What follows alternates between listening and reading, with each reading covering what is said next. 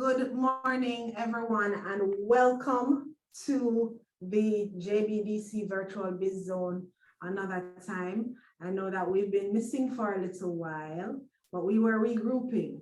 And so we are back this morning and we're going to be sharing with you on a new theme. We have a two-part presentation on research and innovation.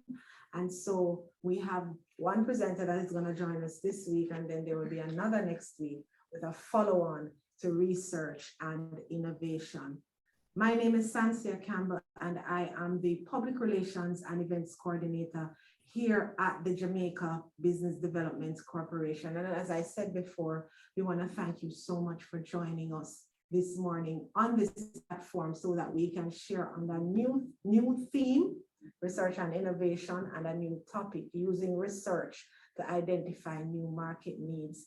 Now, as you would know, coming out of the COVID era, not that COVID is over, but we are moving into a new era. And so our needs as consumers and customers have changed. And so it's so important as entrepreneurs to be able to respond to those new needs.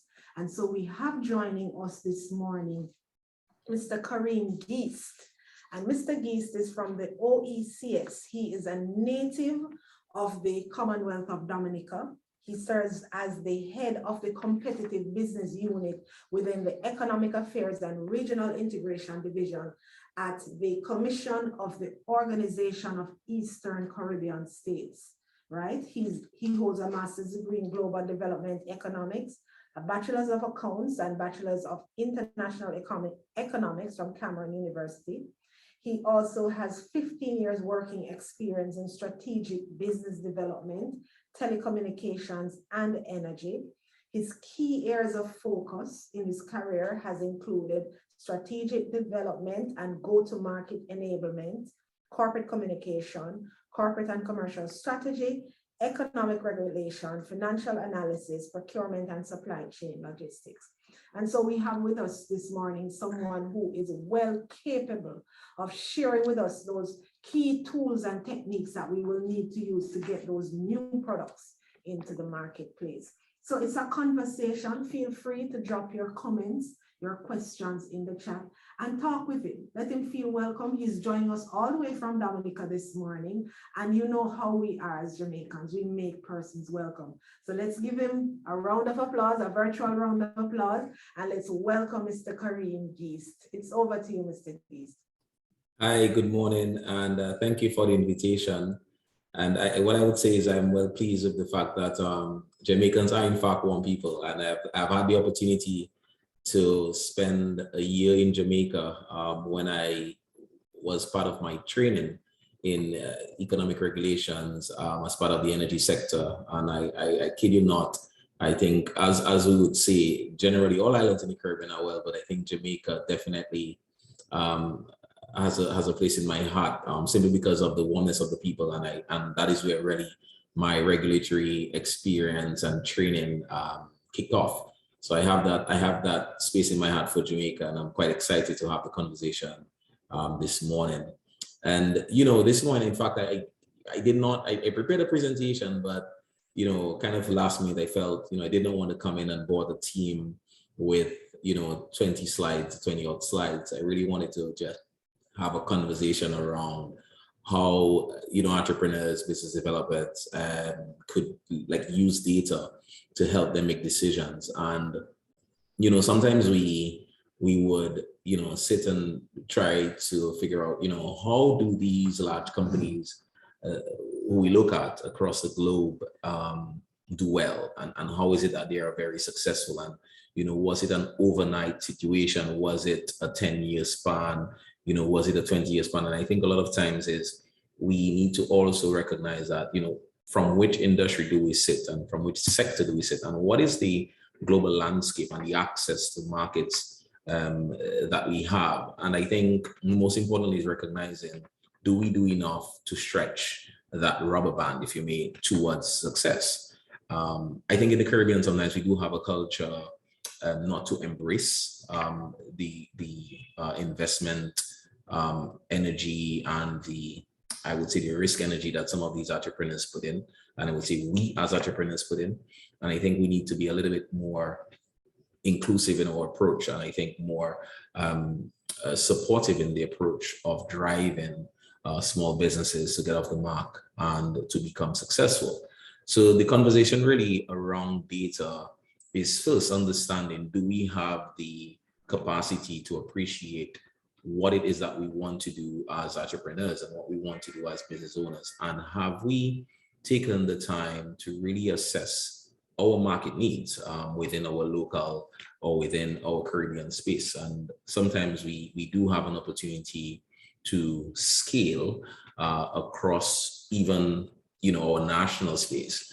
But I think sometimes we do not understand how and why we should, or we do not have the information that helps us to get to that point. So hence we pivot on the idea of data.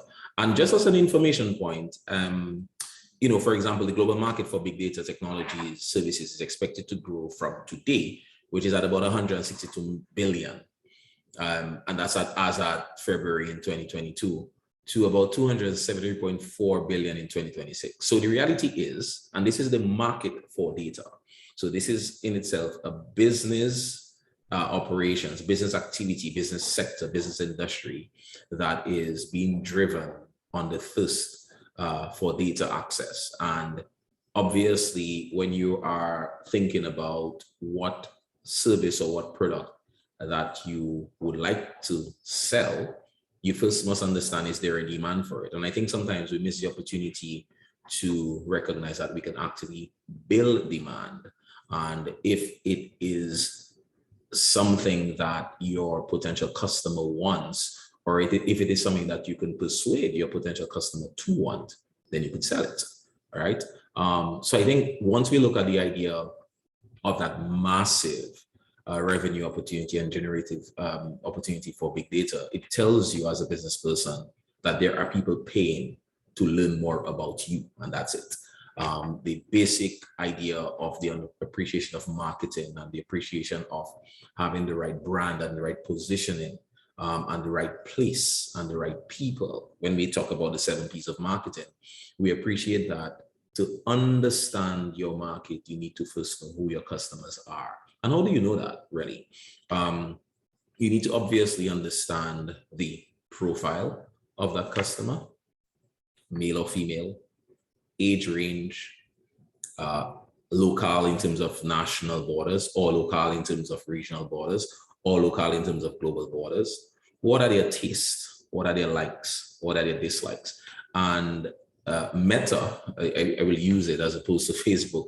I did it right. I'm a very big user of quote unquote metadata, simply because it is the easiest and most stressless way to get through digital marketing.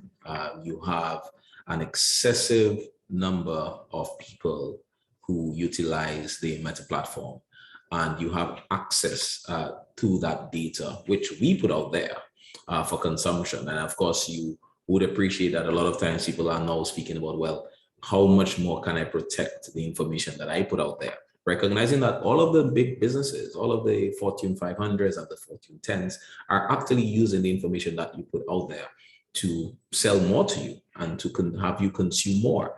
And I think the reality is we need to recognize that if we're going to grow businesses, we need to become savvy in understanding to the minute detail what that customer does. And let's use a very basic example. If you have a supermarket in the Caribbean and you feel you wanted to appreciate what is the footfall, how do my customers shop? How do they walk through the aisles? How do they choose their cans of tuna? How do they choose their bottles of juice? And in what frequency do they come to the supermarket?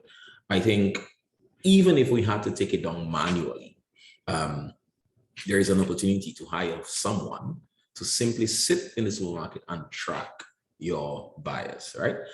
Because you get the opportunity at the cash register to say, oh, Jane comes in here every 2 weeks and Jane spends X.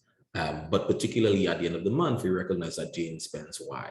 And I mean, I'm using a very simple model to discuss a very complex issue, because data analytics and data management and data integrity is quite complex. But if we recognize the simplicity of what it is that we want to do, we are able then to understand and appreciate how data can help us. So I use the example of a zone market, but it gets more complicated when you start to ask yourselves, if I want to build a global brand, or if I want to tap into the global market as an entrepreneur operating from a space in Jamaica, how do I get my brand across the parishes in Jamaica? How do I get, the young man or the young lady or the gentleman or the woman who is sitting in Kingston to be able to buy from me in Mandeville, for example? And sometimes some people say, boy, I don't have the money to invest in marketing. But the reality is there are several digital spaces within the World Wide Web that allows you to tap into your likely customers. And I think what needs to be done is within incubator technical capacity development, we need to be more, I would say, deliberate in helping these businesses understand how better can they be if they recognize the market that they are currently operating in and the market in which they would like to expand to. And I think once you understand the wealth of information that allows you to become more critically ready to advance your business, it becomes easier. You can now speak about the customer who buys from you on a daily basis, or the customer who buys from you on a weekly basis, and the customer who buys from you on a monthly basis, and you understand and curtail your product and services and your pricing to these customers. So that's the piece of the analytics. When you get all of that information, all of that data, you now have it on that piece of paper or on that Excel sheet, and you now have to interrogate the information to appreciate, can I grow more? Is my market saturated? Am I overpriced? Am I underpriced? And how best can I change the landscape of the business? Now, changing the business doesn't necessarily mean that you want to expand.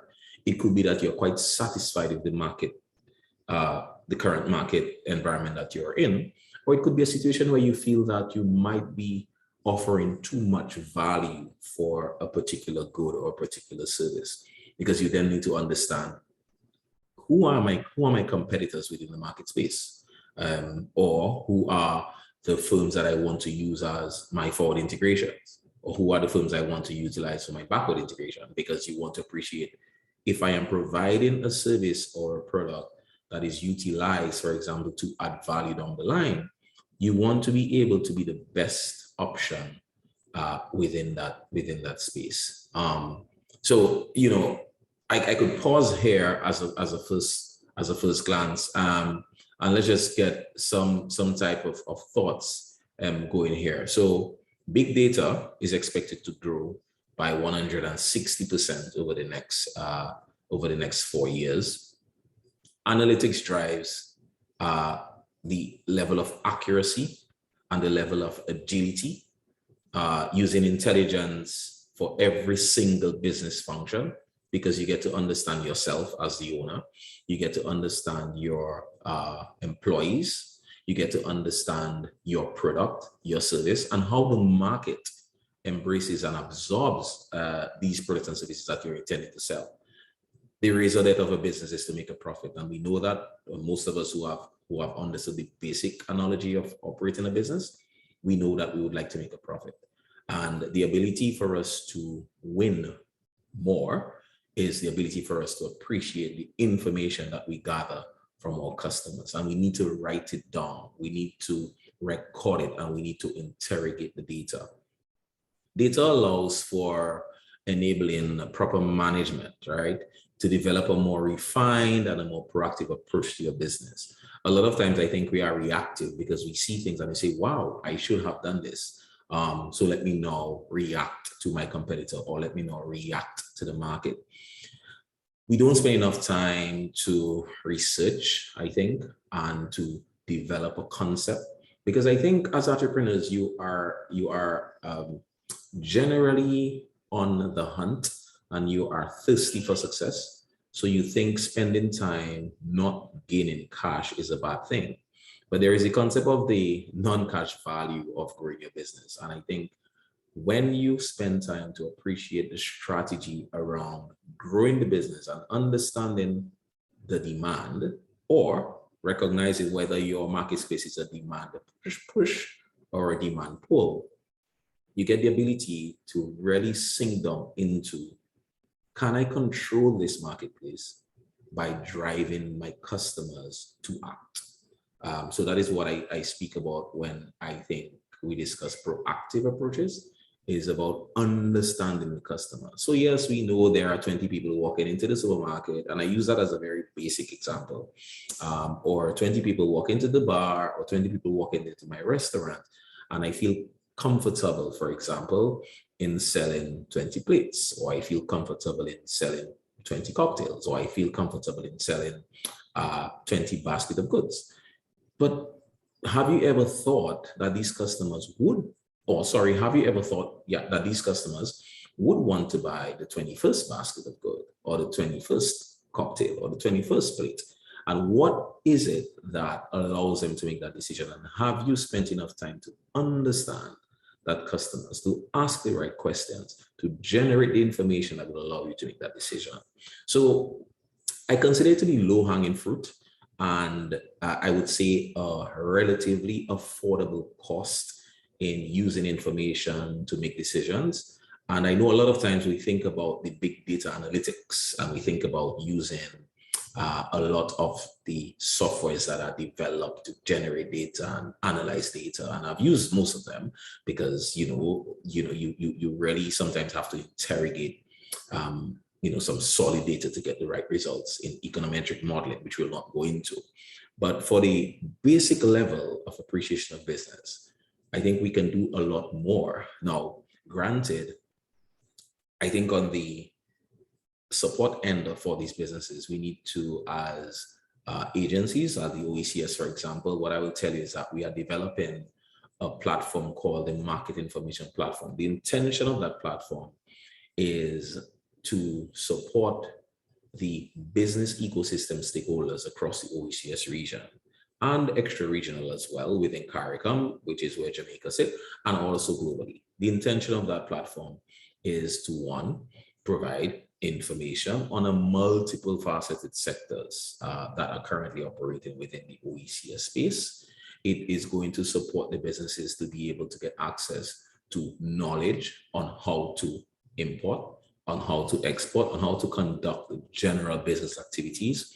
It is going to also provide stakeholders with information in understanding what does the market, or what is the appetite for a sector, for a market space. So an entrepreneur who's willing to, one, get into a new market space, or an entrepreneur, for example, who wants to understand what is the opportunity for market development or market expansion, the platform will provide information that will help these firms to be able to understand these questions that they're asking.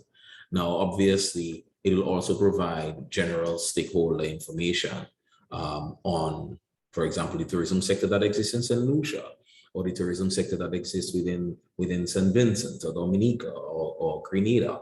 And obviously, the conversation around investorship. So investors now have a portal where they could actually go in and source information. It will also provide what you call a customer support relationship, where you are able to seek information, you're able to register as a business to be able to get support. And I think a lot of times we do not have the synergies that are blended to allow for these small organizations to get the support that they need. And that was the genesis under which the Market Information Platform was envisaged. So at the OECS, we are currently actually preparing for implementation of that program.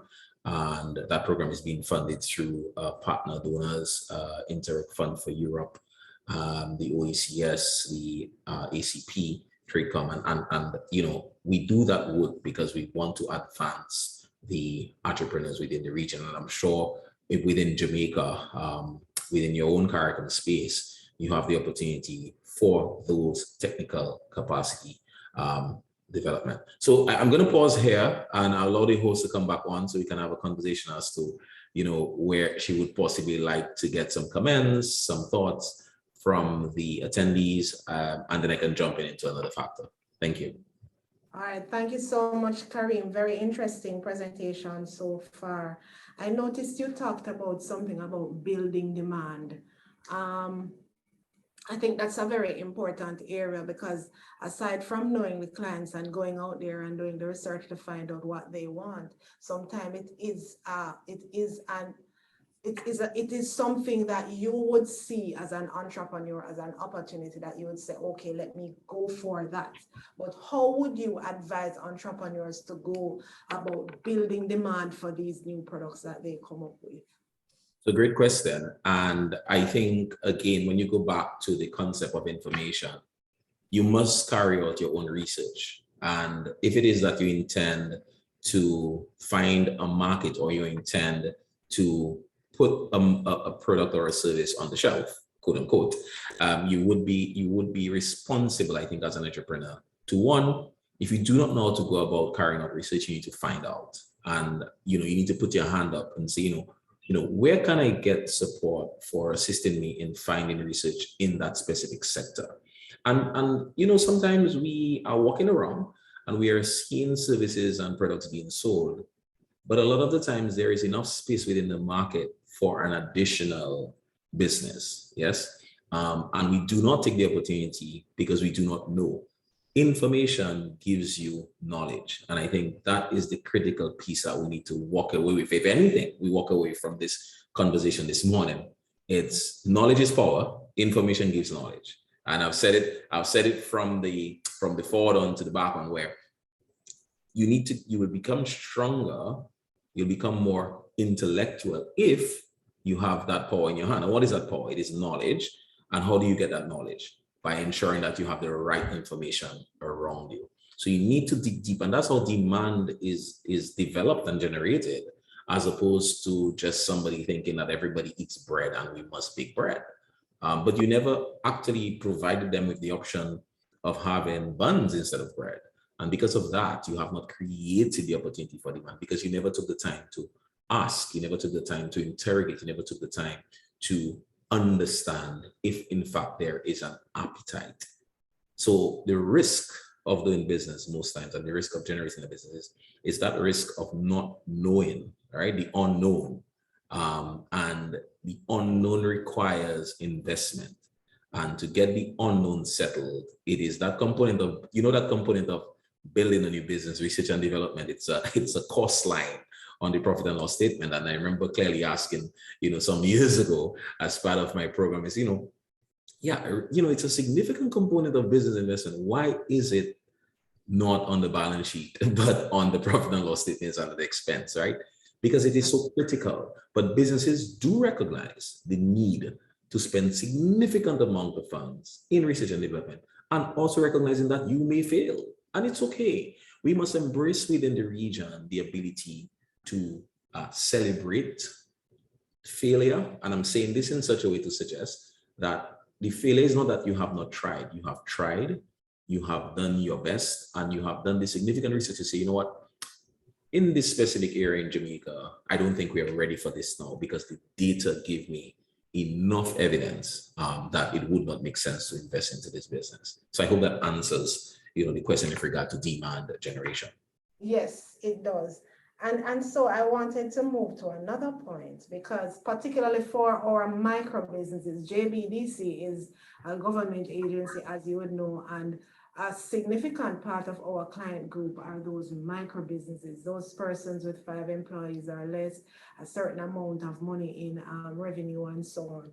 And so sometimes I think the concept of research is overwhelming and intimidating. Oh my God, research. Break down for us. Does research have to be formal, and does it have to be primary? So research definitely has to be primary. I wouldn't say it has to be formal. And as I mentioned, I used the analogy earlier on of the cashier at the grocery store. Let's go very, very basic, because you spoke about micro.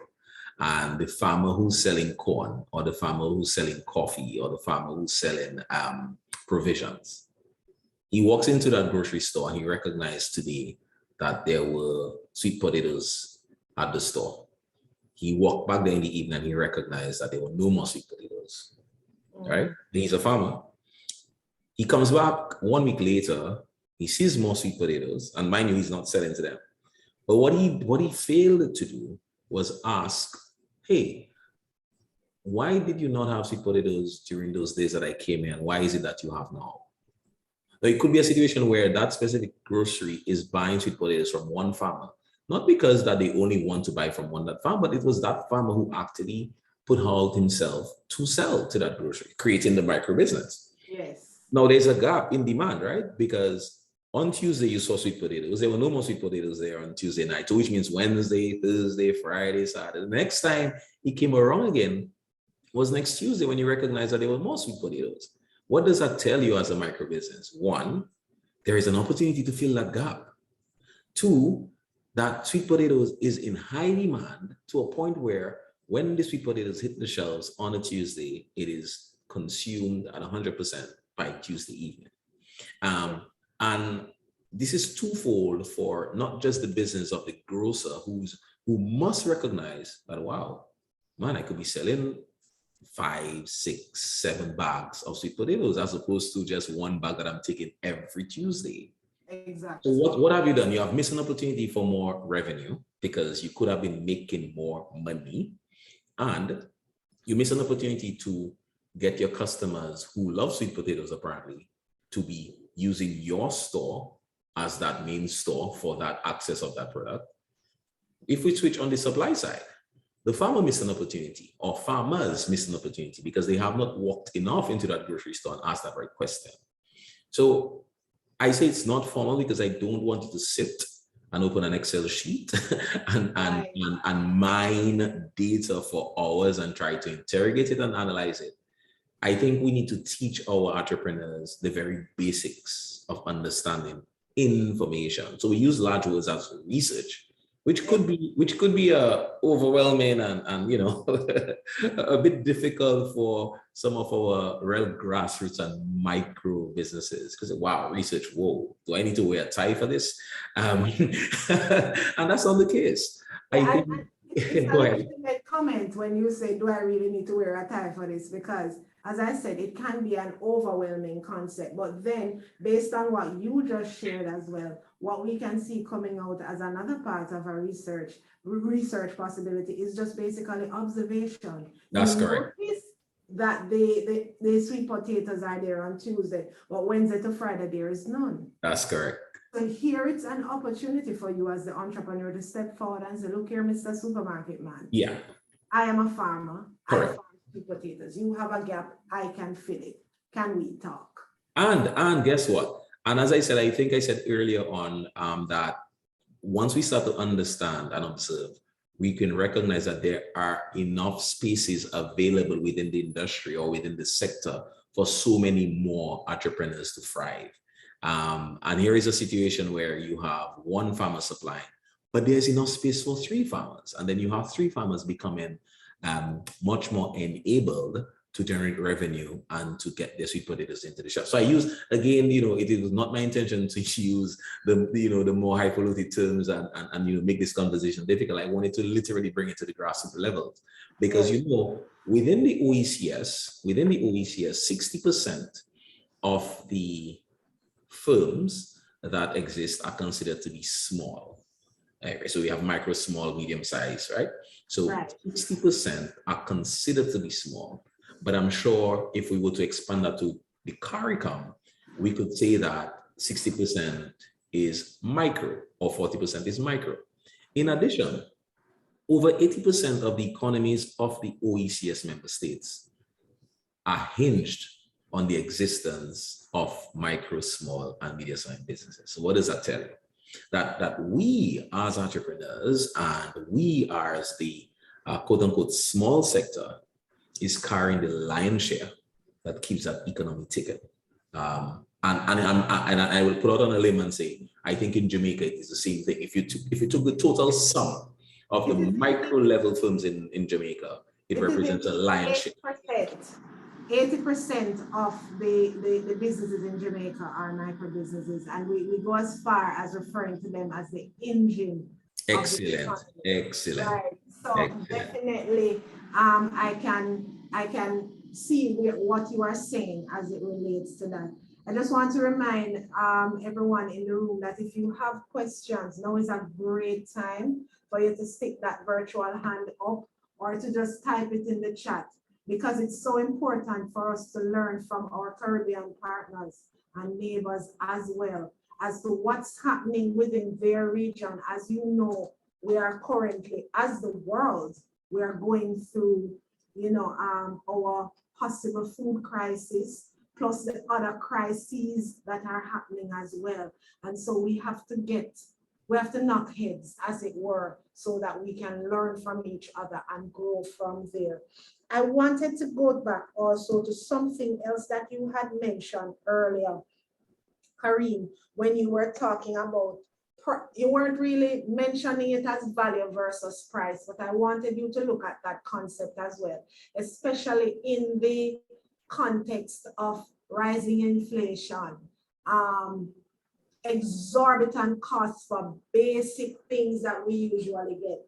In the context of pushing that demand for your new product, how do you, as an entrepreneur, differentiate or put your product out there in terms of value so that a consumer will want to pay the premium price versus having a strategy where you just focus on the value and then let the price take its own way? How would you suggest that we go about something like that? Well, I think there's no one answer to the question. It's about strategy. And again, the strategy will be determined by the sector in which that you operate. Now, in addition or similarly, you would have a situation where the demand will also influence the strategy.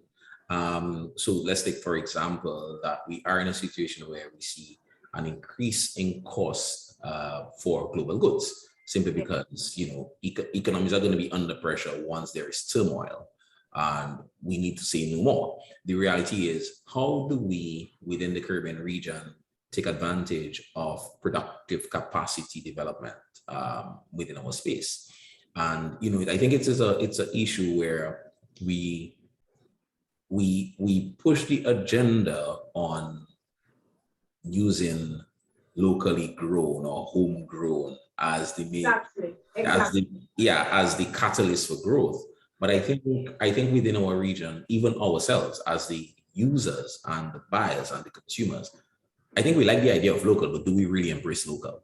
And I think it has to be around recognizing that the marketability of the good or the product that we are selling and the service has to be properly marketed and branded. And even if I love to eat dashing, doesn't mean that I want a dirty piece of dashing, if you get my drift.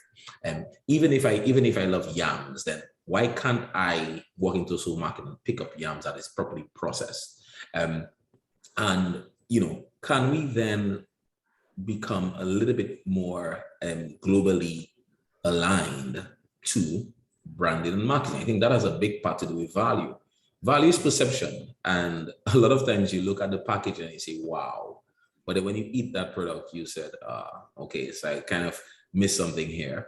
And when it refers to recognizing the ability for some of these entrepreneurs to meet the gap that exists because of rising prices due to cost implications in production of some of these goods and services, I think it is a great opportunity where the conversation of understanding your market comes in.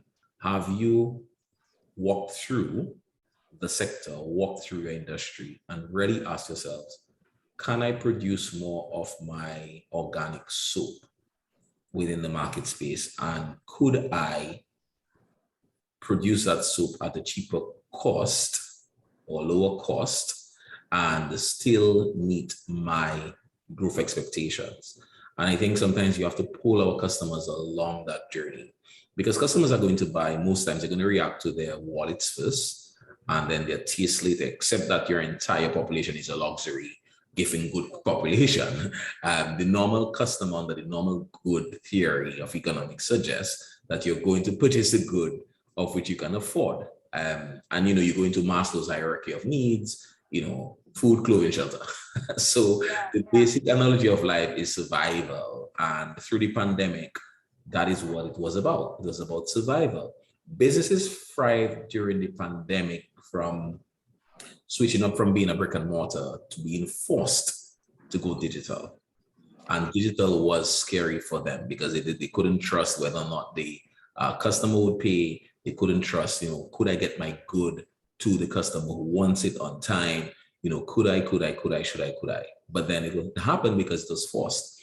So sometimes the economic space creates challenges that allows us to forcefully find our niche.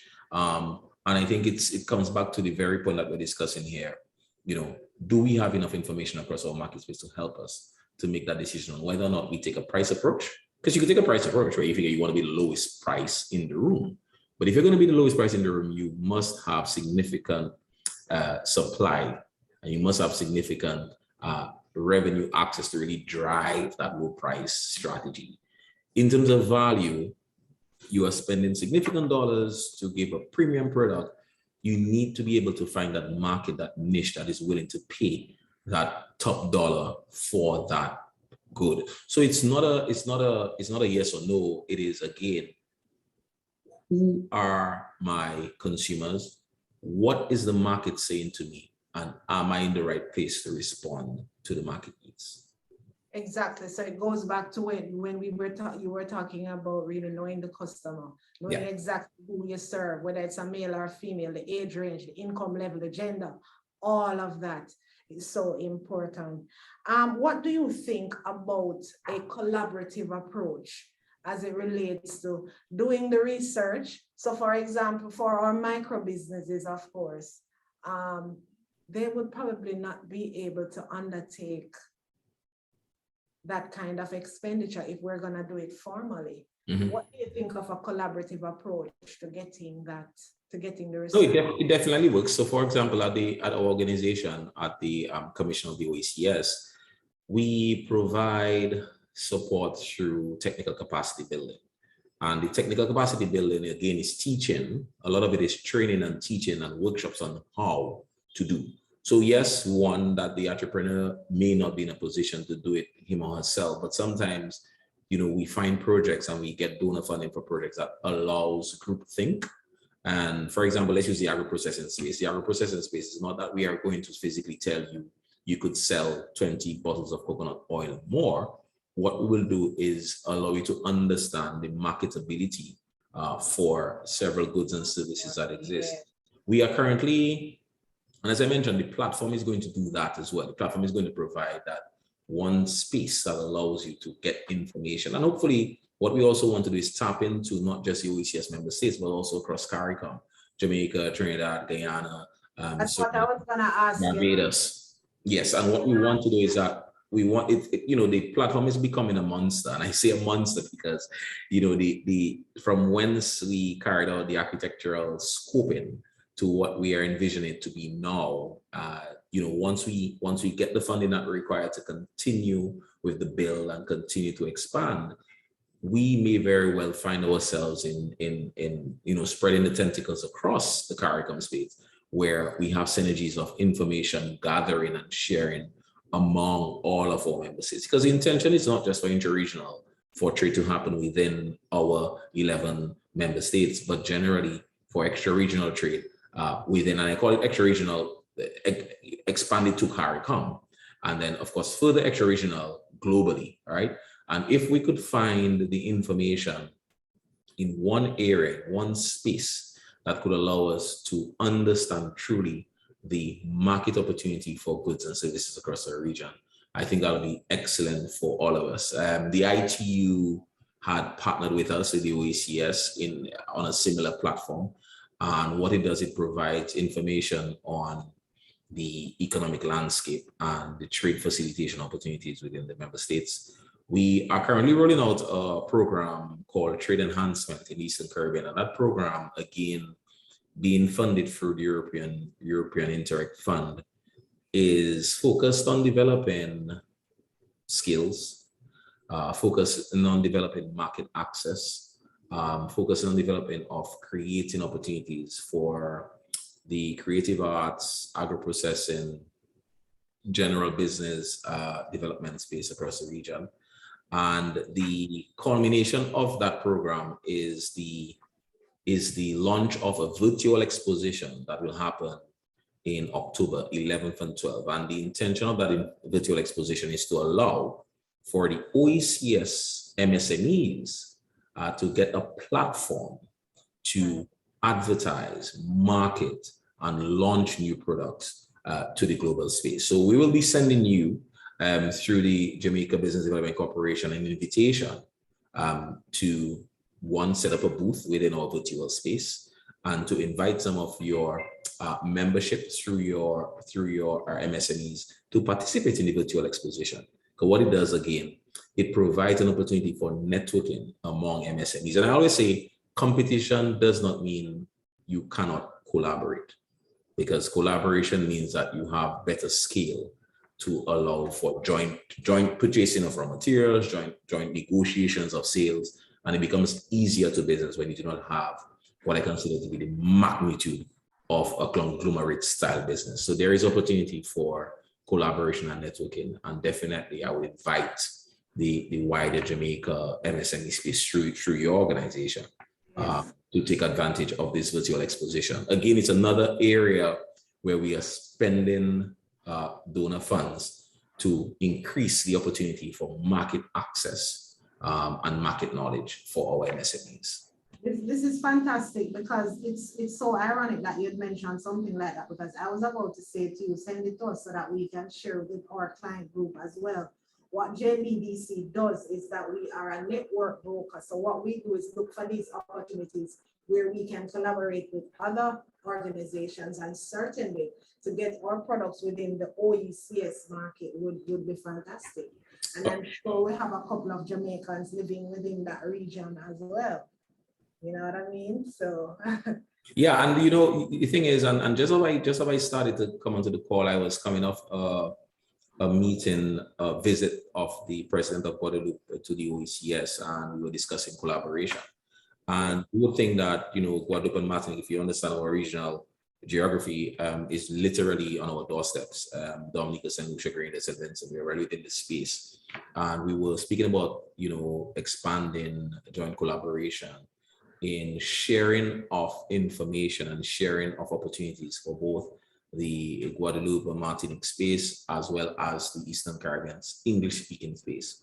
Because sometimes to get into markets, you need to understand what the market standards are. And to get, for example, soap bars that are organically produced from Dominica, for example, to get into the Jamaica space, I am sure the Bureau of Standards in Jamaica would have its own requirements for exactly. And why can't we as Caribbean nationals have a collaborative sharing mechanism that allows our bureau within the OECS member states to have a joint collaborative effort, so that, you know, the products and services that we intend to share among our region is accepted one and all under joint collaboration. So there's opportunity, I think, for that.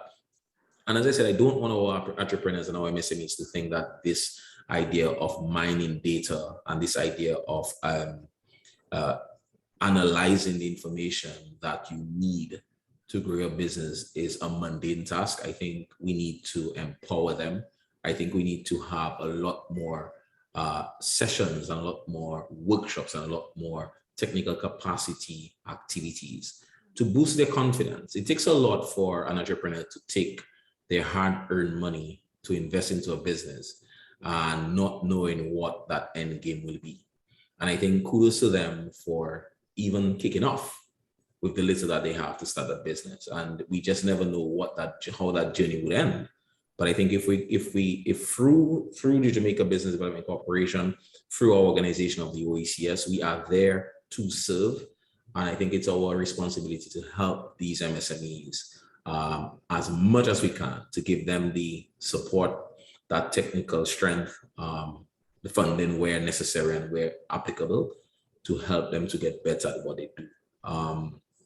E-commerce is becoming, well, is and is becoming more and more, the razor debt of doing business. I would like to be able to buy pepper sauce directly from Jamaica by clicking buy and having it shipped to Dominica, right? And vice versa, a Jamaican to simply click buy and purchase some of our lovely body creams from most of our organic producers.